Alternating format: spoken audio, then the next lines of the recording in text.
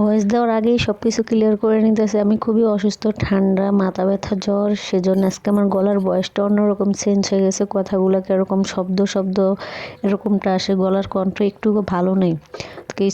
কেউ কিছু মনে করবেন না, যেহেতু সবার সিজন এখন চেঞ্জ, এই ঠান্ডা এই গরম, সেজন্য সবারই এরকম এই সিজনে হইতেছে। হলে এভরিওয়ান কী অবস্থা, থেকে সবাই ভালো আছেন? আমিও ভালো আছি। আজকে আমি পুঁই শাকের বিচি দিয়ে, নতুন আলু দিয়ে, রুই মাছের ছোট মিরকা মাছ দিয়ে ভালো করে ভেঙে ছুঁড়ে রান্না করব। তো এখন একটু অন্ধকার অন্ধকার দেখা যাইতেছে, এই জন্য যেহেতু এখন শীতকালে 6:30 বাজলেও ভোর হয় না, যেহেতু এখন দিন ছোট রাত বড়, সেই জন্য এখনও ভোরের আলো ফুটতে অনেক দেরি হয়। আর আমরা যেহেতু বারান্দায় রান্না করি, সেই জন্য একটু আলো বাতাস কম, যেহেতু লাইটিং কম।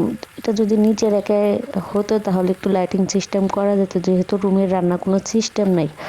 তো আজকে আমি অনেক অসুস্থ, তারপরে যেহেতু এটা আমার প্রফেশনাল কাজ, সেজন্য ভিডিও দিতেই হয়। আজকে আমি রান্না বাড়া করছি, সেগুলো ভিডিও করতে পারি না, যেহেতু আমার শরীরটা একটু ভালো না। এটা হলো কালকে রান্নার ভিডিও, কালকে যেহেতু রান্না করে রাখছিলাম সেটা দিই নাই, আজকে দিয়েছি।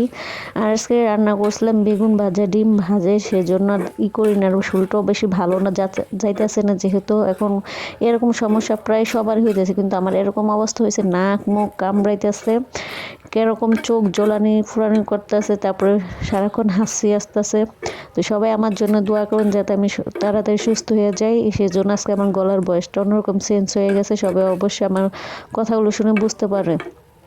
তো পুঁই শাকের বিচি দিয়ে, নতুন আলু দিয়ে, এরকম মাছ দিয়ে ভেঙে রান্না করলে আমার কাছে খুবই ভালো লাগে। ভাজি করার থেকে আমার যে কোনো জিনিস, আমি ভাজি থেকে তরকারিটা পছন্দ করি। তরকারি একটা মাখা মাখা থাকবে, কোনো ঝোল থাকবে না। তো ফাইনালি তরকারিটা কষে একটু নামিয়ে থুয়ে, যেটা আমার কাজ সেটাই আমি করতেছি। ভাত ছাঁকা না দিলে তো আমি খেতে পারি না। তো ভাতটা ছাঁকা হয়ে গেছে, এখন আবার তরকারিটা বসে নিছি।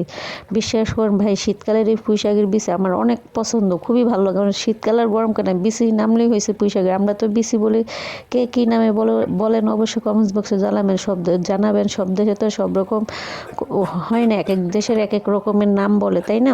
তো আমার কথা বলতে গেলে তো অবশ্যই অনেক কিছু ভুল ত্রুটি হয়ে যায়। অবশ্যই ভুল ত্রুটি হলে অবশ্যই ক্ষমা দৃষ্টিতে দেখবেন, কারণ সবাই সবটা পারে না। সেজন্য আমিও চেষ্টা করি সবসময় ভালোভাবে কথা বলার জন্য, কিন্তু কেননা সব কিছুতেই আমি একটু তাড়াহুড়া করি বেশি। এক কথা বলতে গেলে আরেক কথা চলে আসে যে দেখেন, কথা বলবো কথা এসে পড়ি, এরকমই। তো ফাইনালি আমার রান্নাটা হয়ে গেছে। এখন যেটা আমার কাজ সেটাই আমি চুলা মুছে নিই, যেহেতু আমি একটু পরিষ্কার থাকা পরিচ্ছন্নতা পছন্দ করি। আর অফ ক্যামেরায় ধনেপাতা দিয়ে দিছি, যেটা শীতকালে না দিলে নাই হয়। আর ধনেপাতা তো আমার খুবই পছন্দ একটা জিনিস, খাবার আমি খুবই ভালোবাসি। এই যে ফাইনালি আমার রান্নাটা হয়ে গেছে, কি সুন্দর দেখা যায়, তাই না? যেরকম দেখতে সুন্দর লাগে, খেতে এরকম অনেকটা ভালো আসলে। তো আজকের ভিডিওটা এই পর্যন্ত, পরবর্তী আরেকটা নতুন ভিডিওর জন্য চলে আসবে। আল্লাহ হাফেজ।